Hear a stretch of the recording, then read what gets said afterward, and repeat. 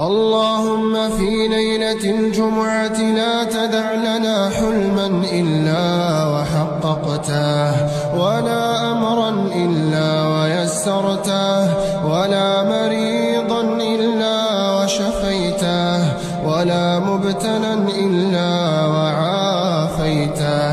اللهم في صباح الجمعة اجعلنا نستيقظ على قلب مجبور، وذنب مغفور، وراحة في الصدور. اللهم اجعل هذا اليوم تنتهي فيه المشكلات، وتغفر فيه الزلات، وتحقق فيه الدعوات،